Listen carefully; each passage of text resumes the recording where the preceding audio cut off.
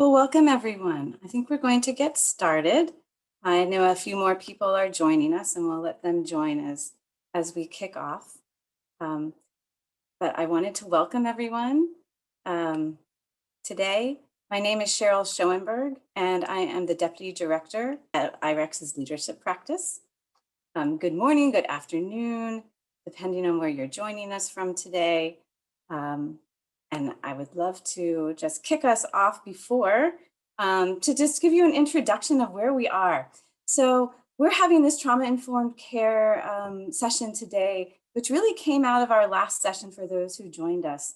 We were focused last time in July on supporting fellows who experience racism or other forms of discrimination while they're having their fellowships. And that was a really intense panel and discussion, and a lot of great thoughts came up out of that I think we could follow up on, and this was one of them.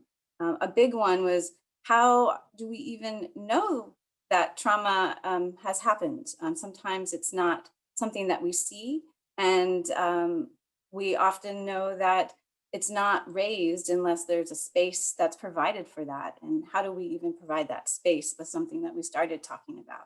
So we thought we would follow up and kind of bring this topic more in and focus today on how we recognize trauma and what we even, what we know from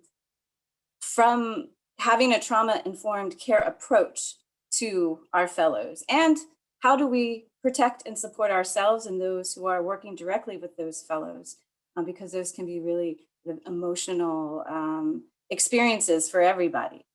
And so before I kick it off, and we dive into that, I wanted to just make a few announcements. We are recording this this session so that those who can't join us have a chance to also see it. So just wanted everyone to be aware of that.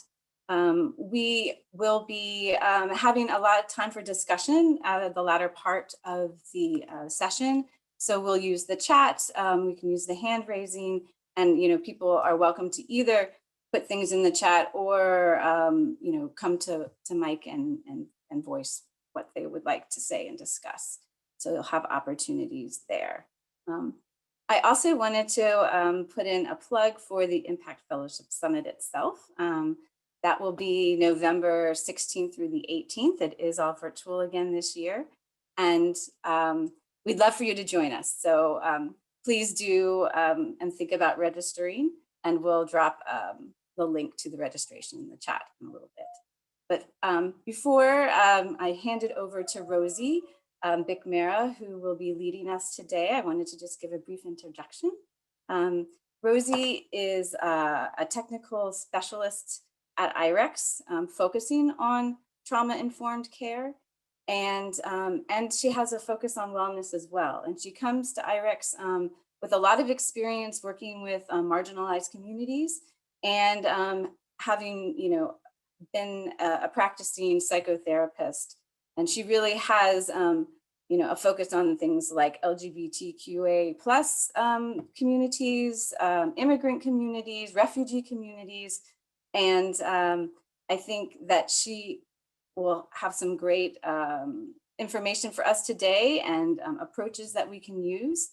And so without further ado, I'd like to hand it over to Rosie. Thank you, Cheryl. Hi, everyone.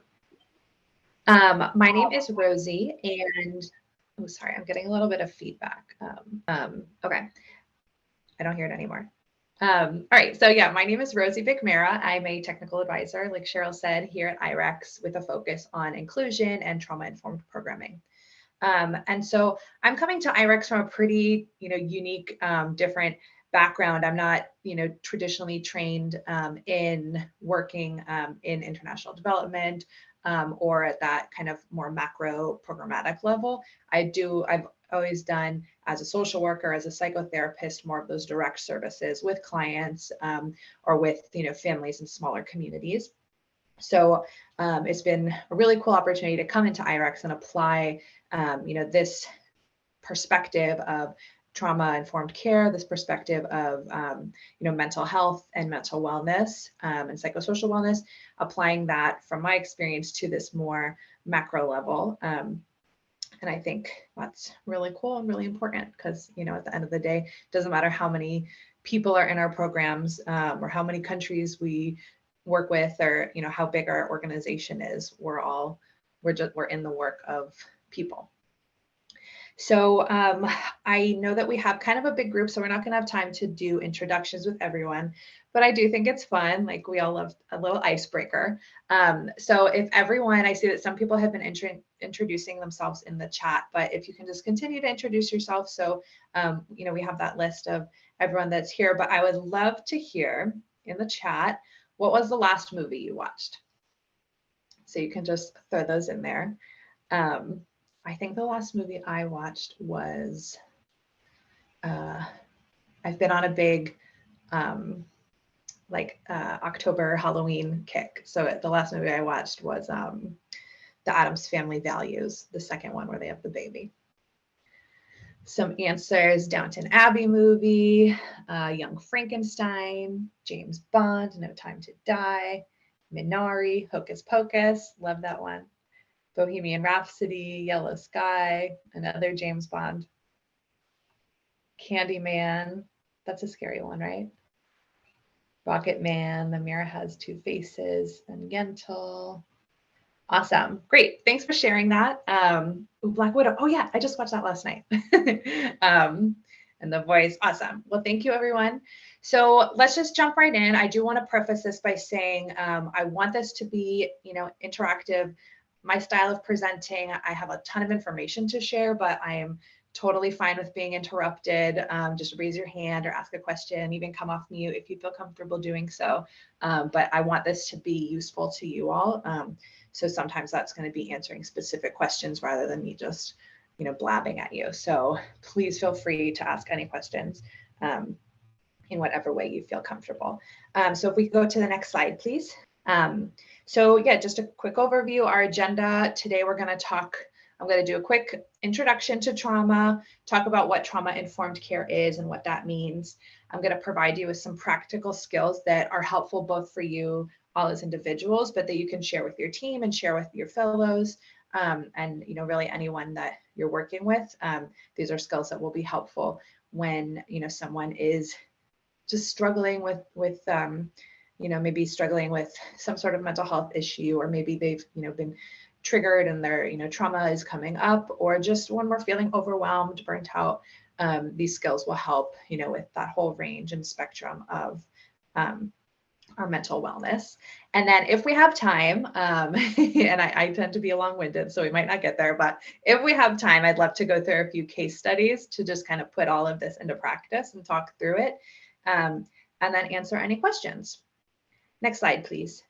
So the definition of trauma, according to the Substance Abuse and Mental Health Services Administration, SAMHSA, they define trauma as this: trauma results from an event, series of events, or set of circumstances that is experienced by an individual as physically or emotionally harmful or threatening, and that has lasting adverse effects on the individual's functioning and physical, social, emotional, or spiritual well-being.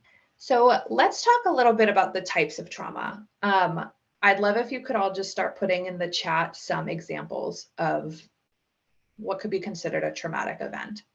The death of someone close to you, a natural disaster, assault, COVID, harmful systems, loss in the pandemic, war and conflict.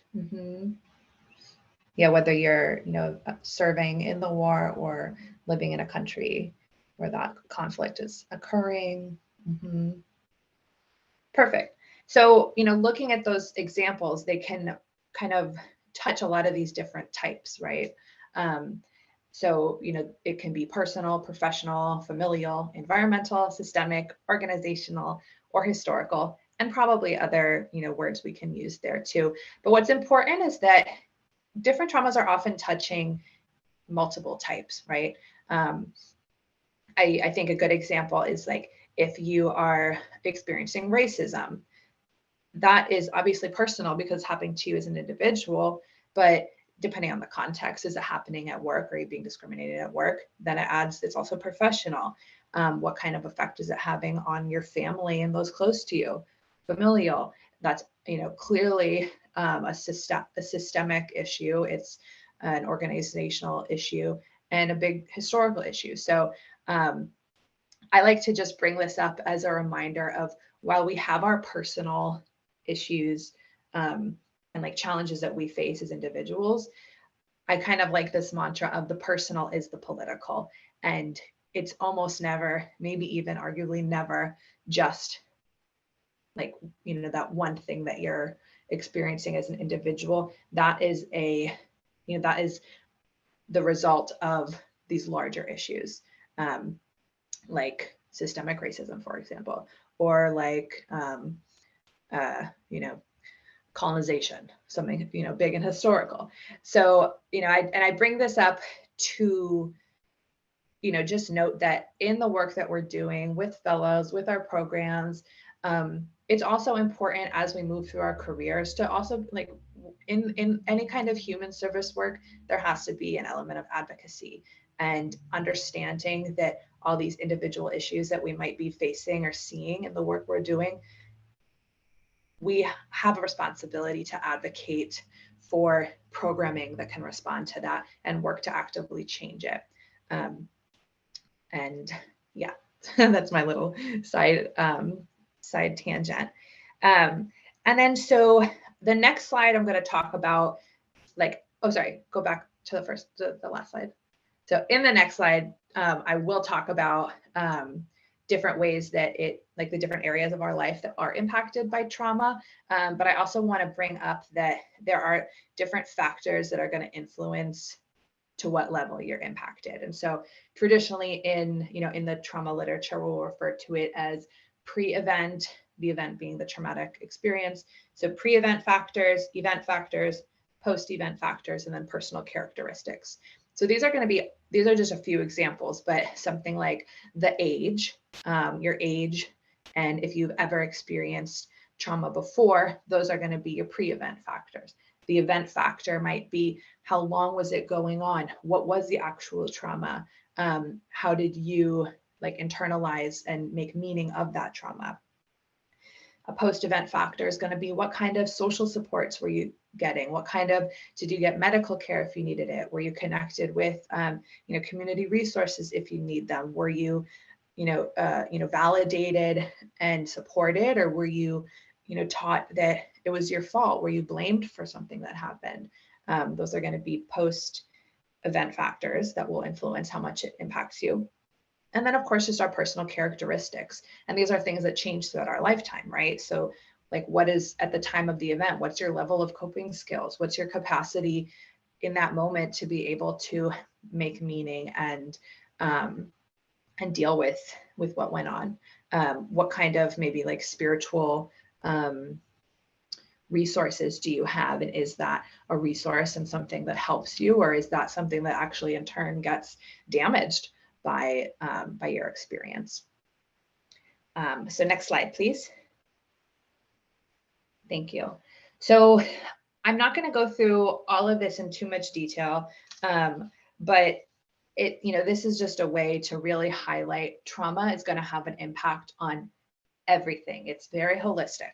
And I think just given by what we see in the movies and TV and what we read, our common sense, what we've experienced and seen in others, there's some things that make, it's kind of obvious, right? If your attachment, I think we can all understand if you experience abuse and neglect as a child, your ability to form like healthy, positive attachments with people might be somewhat damaged. That makes sense. Things like behavioral control and, maybe struggling with addiction or having, anger issues or something. Those are things that we might understand. Okay, that makes sense that it comes from trauma.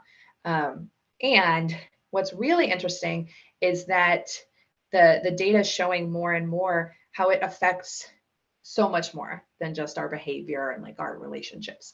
So for example, our biology, there's this really cool study, and every time I do this, this presentation, I forgot to look it up. So I have to remember to do that next time. For the next time I give this, I think it was Cambridge University, but don't quote me on that, that did this study called the ACEs, Adverse Childhood Experiences Study.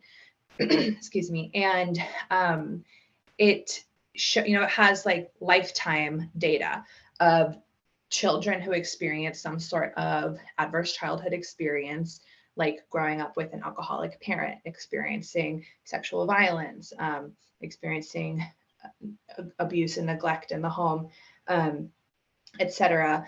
And it, watches them over a lifetime, and it finds that they are more likely. There are higher rates of like what would be seemingly unrelated to trauma, higher rates of heart disease, higher rates of diabetes, higher rates of physical, biological health stuff that one might not necessarily attribute to having adverse experiences in your childhood. Another good example is our brain development, and I say this every time. I'm not an expert by any means when it comes to the neuroscience of this, but the little bit that I have been able to understand is really, really cool. And I really recommend for you all to do some research if you're interested. There's some really good books. If I can remember what they are called before we wrap up, I'll throw that in there, interrupt myself. But there's some really cool data about how our brains literally can change when they're developing. So this is going to be more salient to youth experiencing trauma, and especially more like chronic trauma. Your brains literally change, and your ability to use your brain in certain ways is going to be challenged or slightly damaged. And I think I'll get more to that. I'll get more on that later. Yeah, I'll bring that up again later, but keep that in mind that like our brains are literally changed. So next slide, please. It looks like Kristen just shared a really good article on neuroscience of trauma and building resilience. Thank you for sharing that. I'm looking forward to reading it. And okay, so let's talk about trauma-informed care. First and foremost, trauma-informed care is not trauma treatment. And I think that's really important that we remind ourselves and remind our teams that we're working with that we are not therapists. I am, but that's why I have this experience that I can say, like, it looks really different to be sitting down as a therapist treating trauma versus being therapeutic and adjusting our programming to make sure that we, like it says here, are best able to support an individual's coping capacity and that we are trauma informed in what we do. But I really want to drive this point home because it's so important for you as practitioners and our teams that we, like, our boundaries are so important. And we're going to talk about self-care in a little bit, but like your boundaries are so important in terms of burnout and stress and that secondary trauma that you can take on when you're working with people that have gone through, that you're like aware of their trauma that they've gone through, or just that they're struggling. And, so not only is it, of course, not appropriate or ethical to act as though you're providing trauma treatment if you're not like trained to do so with our fellows and participants, but it's also not fair to you. That's just not a fair expectation to hold on yourself.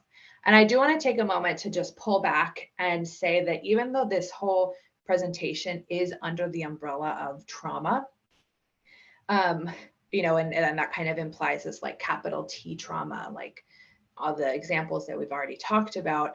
But all these lessons also apply to just, working with ourselves and with our fellows and our colleagues around just being somewhere on the continuum or spectrum of mental wellness or mental health, and all of this still applies, like even if it's not necessarily a capital T trauma. Often our fellows, they're going to experience things like homesickness or anxiety or depression, or, you know, whatever the words are that they want to use to define what they're experiencing.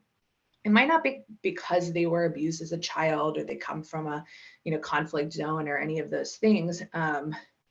It could be like this all still applies, even if it's not, like I keep saying, that capital T trauma. So I do think it's important to bring that point up. Okay, so I think, yeah, let's go on to the next slide, please. So here are a few of the core principles of trauma-informed care. And I'm gonna walk through these a little bit, and then I want you to, so listen, I'll prepare you to listen, and then you can interact a little bit in the chat, because I have a question about this. So ideally, these are all the things that we're going to be striving for as we are as we design our programs, as we create the paperwork that our fellows see, as we create the physical spaces that we and our staff or our fellows might be in, as we're engaging with each other and as we're engaging with our fellows.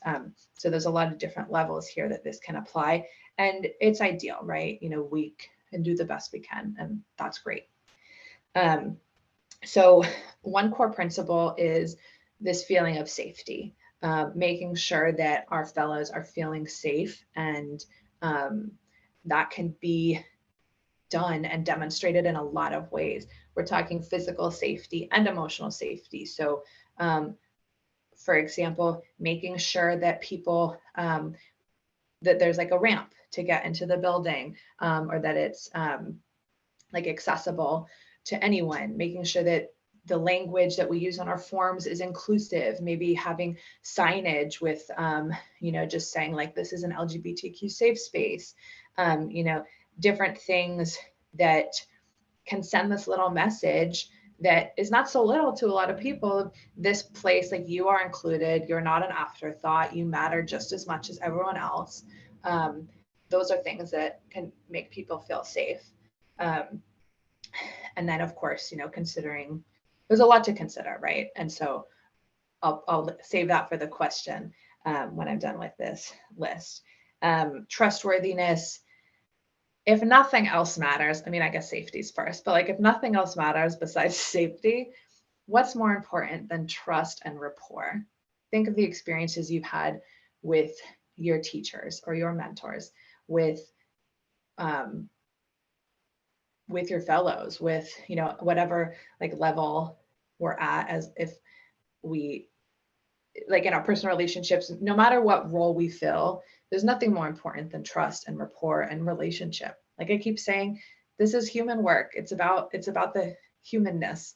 So it needs to, you know, we need to really foster these opportunities. And this is a part of safety, right? Emotional safety, foster these opportunities to create trust and rapport and relationship. And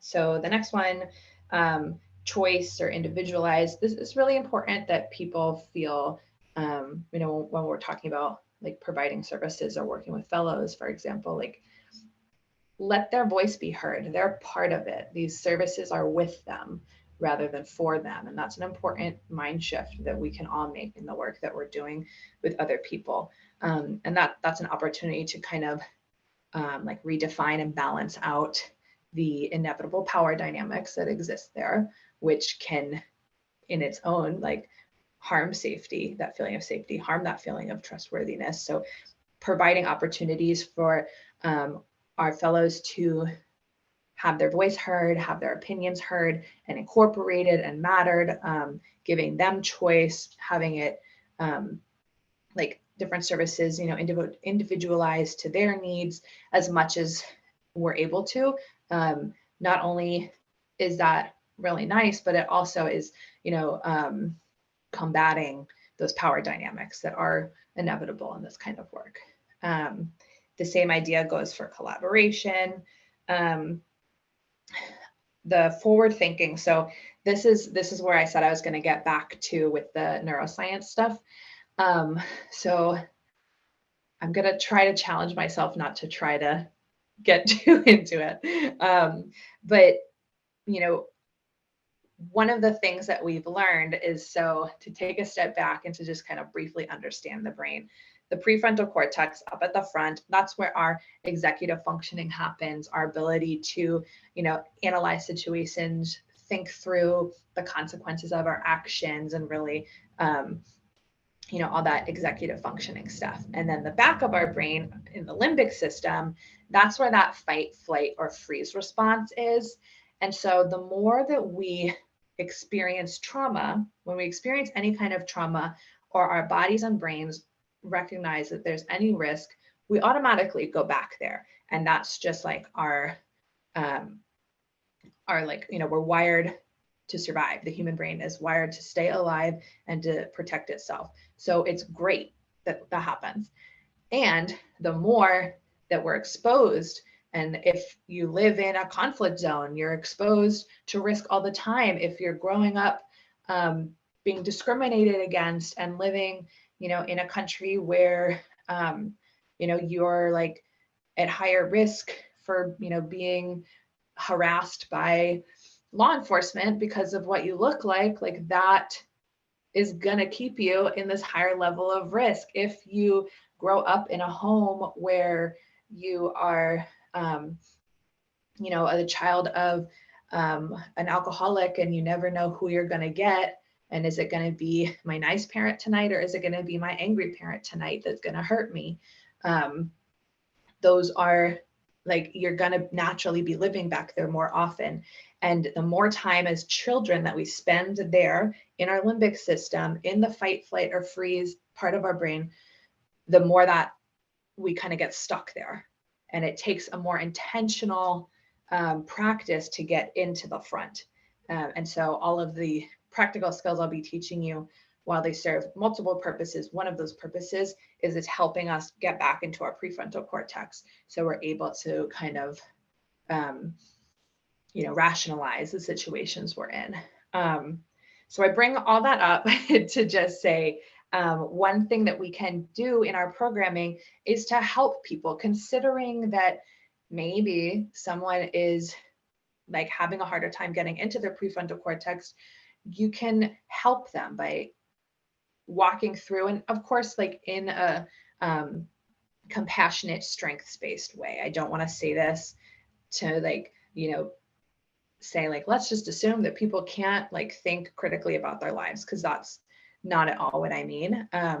It's just kind of thinking of one more opportunity that we can consider. How can we be helpful in providing this forward thinking? Let's talk together. Let's have those conversations to help instill a sense of hope, or talk about the future, or help reframe their thinking to think through, okay, what are the consequences of this action or inaction?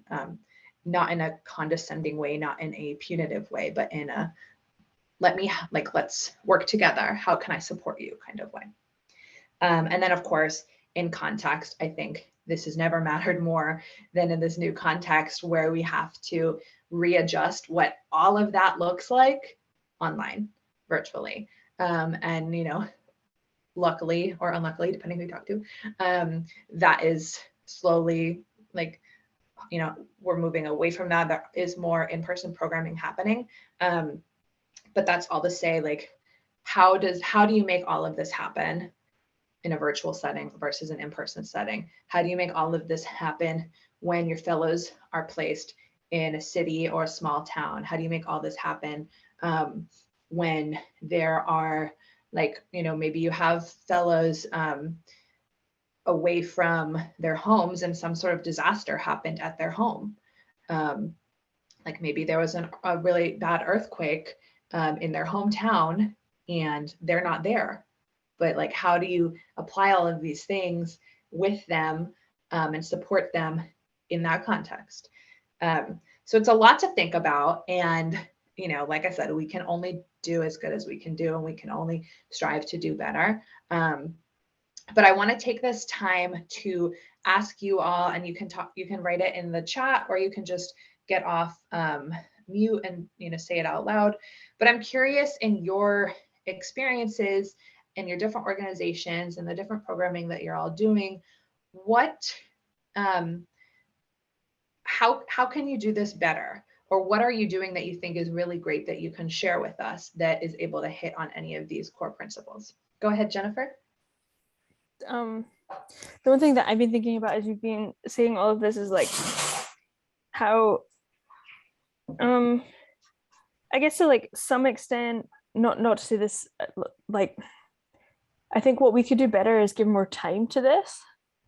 And I'm sure many people will feel this way, is that instead of, we've reached a stage where like, quantity has overtaken quality, and rather than putting the effort in to ensure safe spaces, ensure that people really like the time has been given to this kind of signposting that you've mentioned, for example, and just like proving our trustworthiness, that we're just always planning, the next meeting to get to the next place, as well as multiple programs side by side, that just doesn't leave a lot of like headspace for this kind of thing, which certainly for my organization and programs I work on, for example, a peace program that is working with people in areas that are in active conflict and people in areas that are now in post-conflict, but with fellows who have experienced conflict in their life. So very trauma with a capital T, I suppose. So it's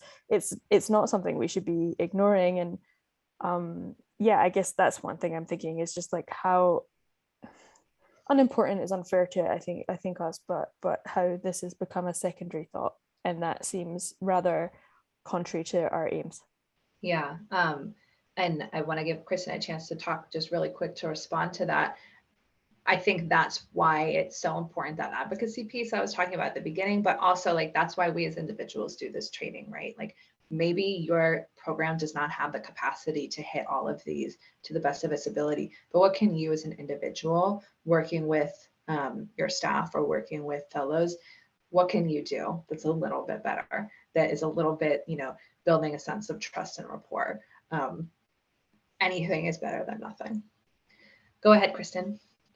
Thank you. And hey, Jennifer, good to see you.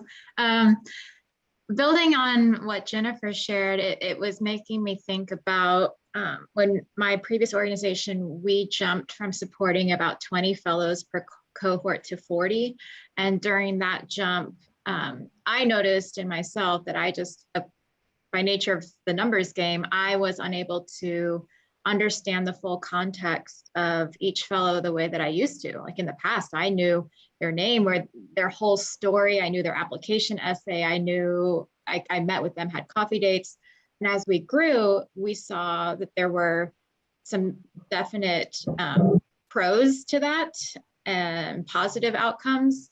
And at the same time, it made me think, well, at the end of the cohort or fellowship, I didn't know each one of them to the depth that I knew previous smaller cohorts. And so how I'm trying to think about this through the core principles you're sharing is, if I as a fellowship manager can't do that, then it means that we need to be more intentional, or how can I be more intentional in who we recruit to interact with the fellows, whether that's a coach or a mentor, and how are we making sure that those people who are giving the one-to-one touch to our fellows are using a similar lens, if this is a lens that our fellowship aims to utilize.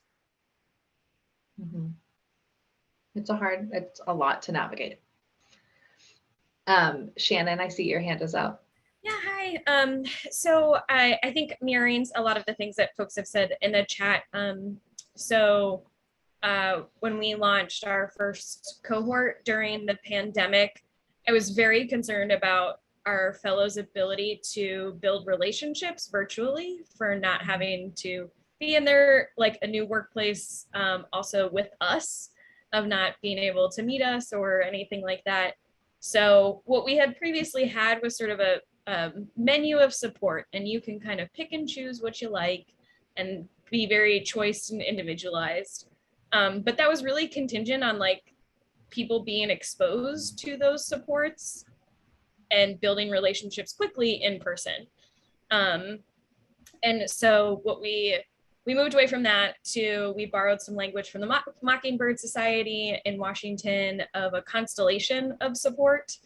And so we essentially have a team of folks that wrap around each of our fellows. And we help them navigate that constellation of support. And they don't really have a choice for the first few months. Like, they have to have a session with their leadership coach.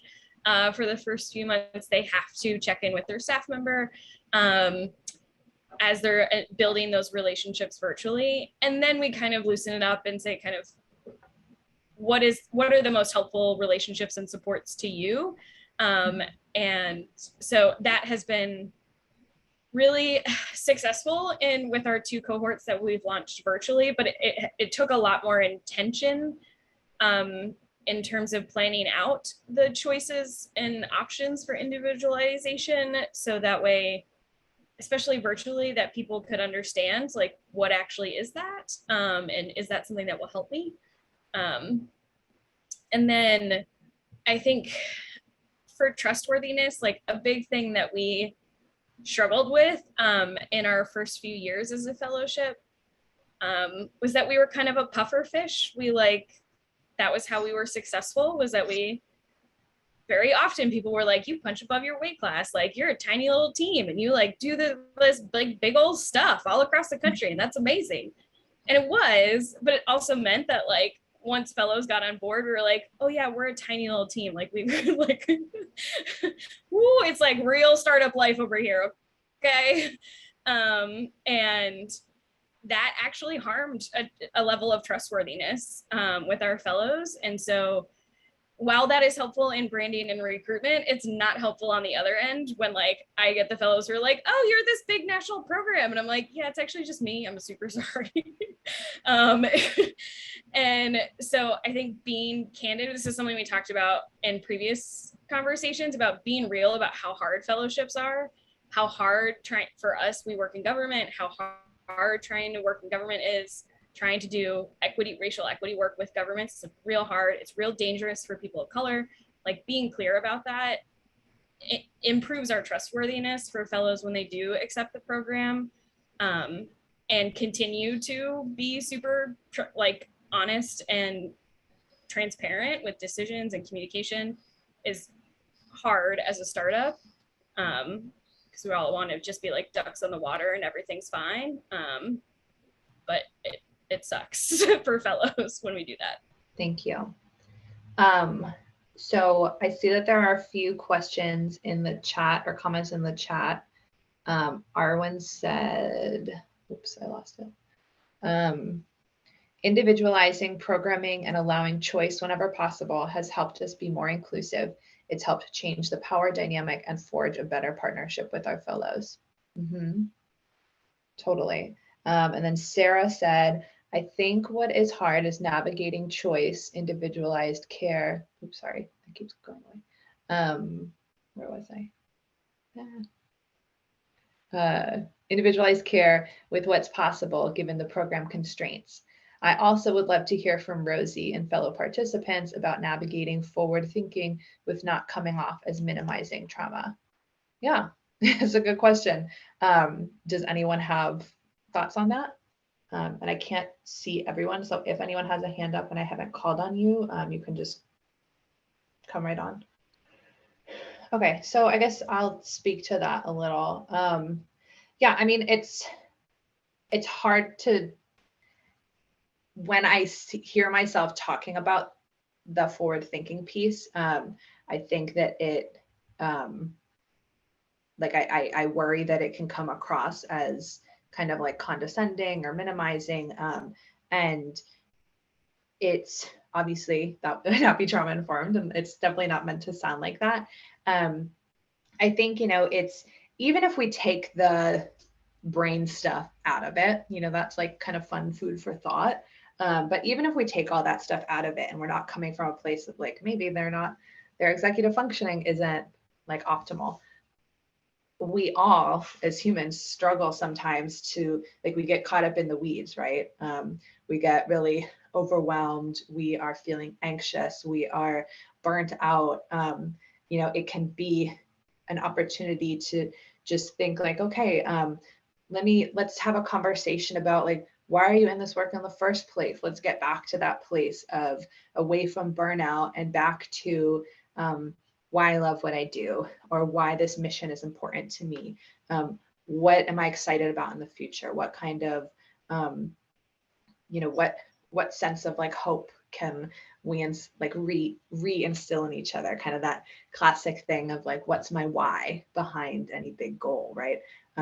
So I guess maybe as, you know, with your question, it's just, I'm thinking out loud, it's, you know, making me think that maybe it's not even important to talk about the brain stuff in regards to this point, because it's less about like, you have a deficit and I will like help you with it. It's more about we all, whether it's because of trauma or anxiety or burnout at work or whatever it is, like we all just get kind of caught in it, and we need that help to think about the future and to have that forward thinking.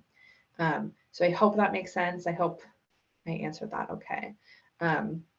But I guess there's a lot of other stuff in the chat and I wish we had time to get to all of it, but I do want to keep moving forward. So if we could go to the next slide, please. But thank you all for being so, participating so much. Thank you. Okay, so we have about 15 minutes. So I want to talk, I think this is really important to give you some practical skills that you can use. And remember, these skills are going to be things that you can do with your fellows, that you can teach your fellows and encourage them to do it on their own. They're things that you can do on your own, things you can do as a team, as a group, individually. They can be catered to like whatever the context is needed.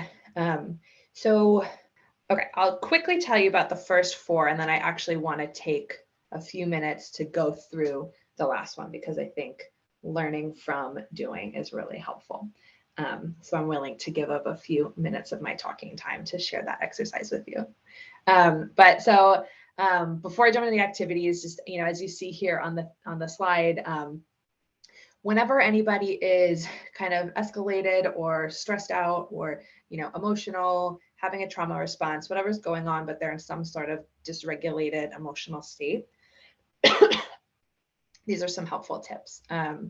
So, you know, you can try to help them identify what they're feeling. Sometimes sometimes there's even like, it's made worse because we don't understand what we're even feeling and why. And, you know, to just help them kind of put some language there and let them come up with the language. It's not your place to assume you understand what they're feeling or know what they're feeling just because it's presented in a certain way.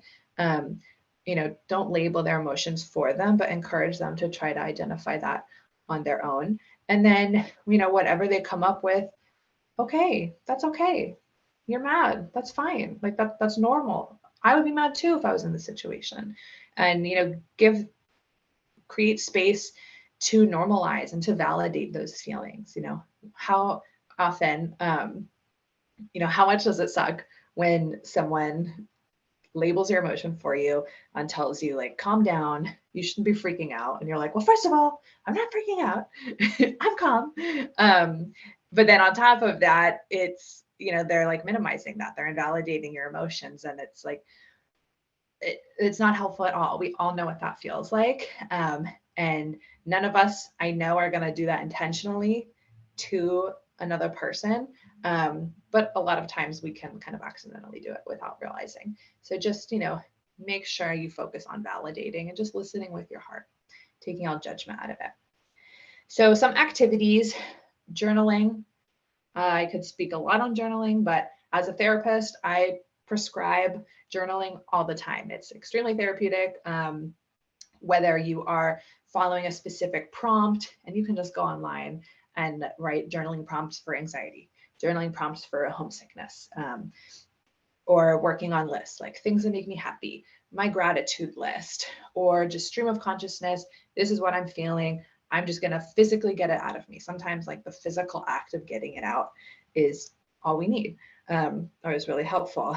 And then of course, a lot of data shows, particularly with trauma treatment, that having some sort of like creative expression with our body and with like, you know, materials outside of our head, that's much more healing and therapeutic than like telling your trauma story, which used to kind of be the dominant idea of that's how you have to heal. You have to be able to tell your story. And that's not really what they say anymore. That's not really helpful.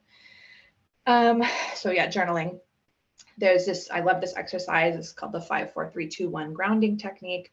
You can use this as an opportunity to just check in with your senses. This is a good, what I was talking about of like an intentional activity that helps get you into your prefrontal cortex. And it's a way to just like identify, I'm in the here and now, I'm safe. The counting piece, like counting specifically, helps with getting back into your prefrontal cortex, doing a little bit of that mindfulness breathing and checking in with your senses. So it's going to ask you to just, you know, take a few deep breaths, notice what are 5 things I can see, 4 things I can touch, 3 things I can hear, 2 things I can smell, 1 thing I can taste. And the order doesn't really matter. It's just, you know, you probably can see 5 more things than you can taste, but whatever, like, you know, don't worry about getting the order right. And if you look up a 5, 4, 3, 2, 1 grounding technique, you'll find tons of little images like this that can be really helpful just to print out and like put in your office for people to see, and then they can take that away with them. So that's very helpful. And that's particularly helpful actually if you're ever in a situation where somebody is having like an active flashback, this is a really helpful way to get them out of that flashback and kind of ground them. And, you know, there of course needs to kind of be some follow-up like care there, but this is a really helpful exercise for that. Or if you ever have people tell you like they have nightmares a lot and they wake up and they're like in a panic or something, when you wake up in the middle of the night from a nightmare, this can be really helpful to ground you as well. Temperature gauge. This is a fun kind of, again, kind of mindful, meditative and visualization exercise where you just, you know, again, close your eyes, imagine yourself as a, what's it called? A thermometer, and just check in, like feel what's going on in your body, feel what's going on in your heart, and check in. What's your temperature? Are you really hot? Are you really cold? And, you know, okay, no judgment. That's where I'm at. And what can I do to warm up a little bit or cool down a little bit? What would that feel like? Let me visualize myself feeling that.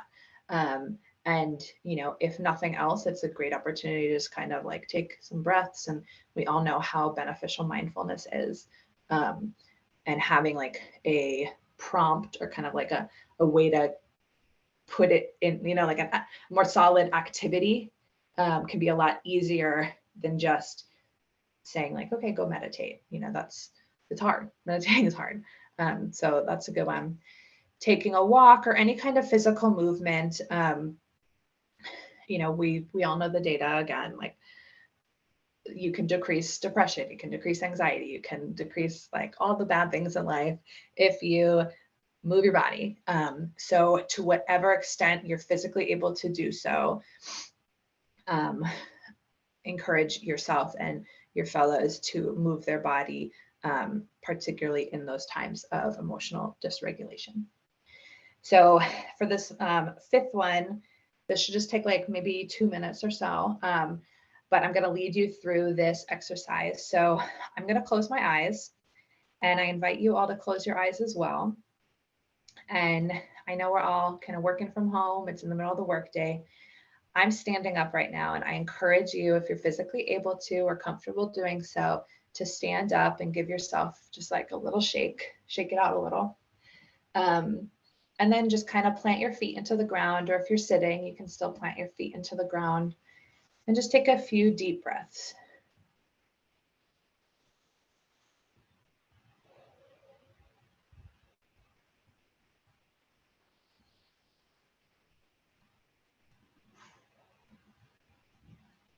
I want you to imagine just a soft white light starting at the top of your head, slowly covering you.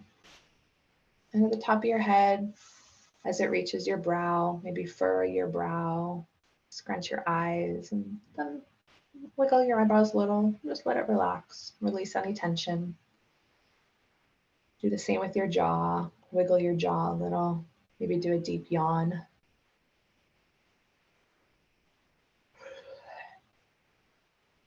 Let that tension be released. And then move your head side to side. Roll your shoulders.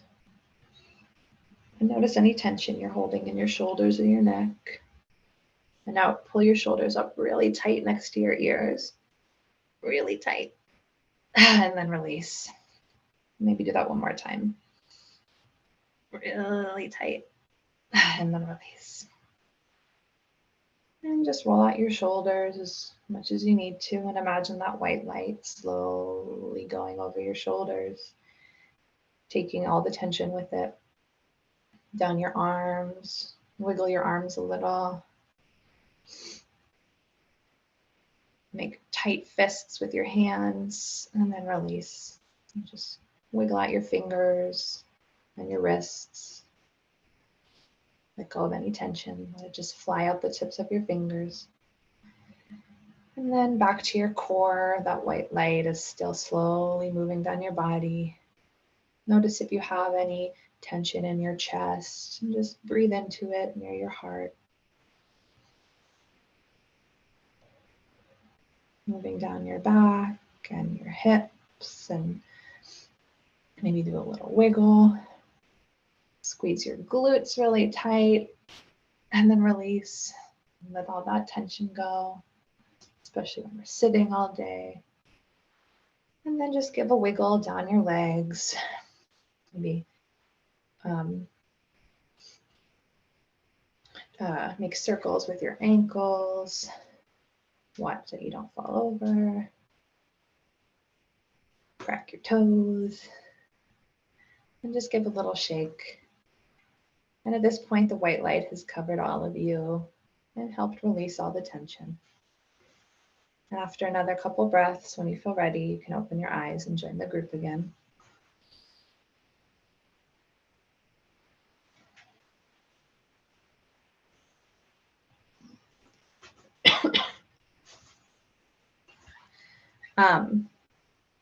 So I hope that you all feel a little more calm and a little more relaxed. And you know, I think this is a really special and accessible, easy little activity to help relax your body, especially when we hold so much of our emotion, we hold our trauma in our body, we hold our stress and our anxieties in our body somewhere. So taking the time to really just go through all of these big muscle groups and shake it out and breathe a little bit into that tension can be really calming. So I hope that you can all carry that with you and at least, you know, use it on yourselves, if not more. So let's go to the next slide, and that will be our last slide for today. So last but not least, definitely not least, I just want to take the last couple minutes to talk about self-care. I really want to emphasize to all of you that like the work that you're doing is so amazing, and we're working like the world is just crazy, right? Every day the news gets crazier, like the environment is like dying and people are dying and things are really sad and scary and unknown, and that is true for us, it's true for our fellows, and it's true for our colleagues. And no matter what you know or don't know about your fellows or your colleagues, like personal traumas or personal histories and struggles, it doesn't matter, because just because somebody might be coming from a place that's objectively like worse than you, it doesn't matter, because you're living your experience and your struggles are your truth, and they're affecting you and impacting you. And so I really want to encourage you to catch yourself anytime you find yourself saying like, oh, well, I don't have it as bad as so-and-so, or like, at least I'm not living in this country that like, you know, is having all these crazy things happen. You know, it doesn't matter. It doesn't serve you to make those comparisons. So I really encourage you not to do that. And I really want to validate for you that your struggles, however they're touching your life and affecting you, they're valid. And, you deserve to give yourself that credit. So the very last thing is when we think about self-care, I like to break it down into a couple different domains, right? We have physical, like our physical health, our social life, our occupational, our spiritual, our emotional and psychological. And here I put them as two. Sometimes there's a lot of different iterations of this idea, but some people put emotional and psychological together, some split it. I get kind of confused by it, but whatever. I just bring this up because no matter like how well you're excelling in one of these areas, for example, if you are just killing it, exercising every day, eating really healthy, and just really taking care of your health, but you're not taking care of like your social needs, or you're like really overburdened and overwhelmed at work, it doesn't matter how well you're doing in one if you're not doing well in any of the others. So this is just a reminder of, as you work on your self-care and identify 2 or 3 things in each of these domains that are like your way of taking care of yourself in all those domains, I encourage you to write that down somewhere. So, kind of what Shannon said about the menu of supports, create your own menu of self-care options. So that's not only you have that list of ways to take care of yourself, but you also have that list to check in and say, hey, I'm not doing so great. Oh, look at that. I'm totally neglecting my spiritual needs. I'm totally neglecting my emotional needs, even though I thought I was taking great care of myself. So definitely write that down for yourself and let that be like a fun journaling exercise for you. And other than that, it's 1:30, so time to wrap up. I'm available if anyone has any questions, but I know we're all very busy, so if you need to jump off, I understand. But thank you all so much for being so interactive in the chat and coming off mute when you're able to. Thanks, Rosie. Thanks, This has been great. I think we can share some of the information that are in the slides with everyone who's been in this session. And the recording will be available on our website in a few days. The other thing I wanted to mention is that we'll be providing a bunch of resources at the Impact Fellowship Summit on self-care and wellness. So that's something you could look forward to, that we will be focusing a lot on this for ourselves at the summit. It is one of the areas throughout the whole theme and the different tracks that we want to make sure we touch on, not just for our fellows, but very much for ourselves. So thank you, Rosie, for this session today. Thanks everybody who's participated, and we look forward to seeing you soon. Have a great rest of your day.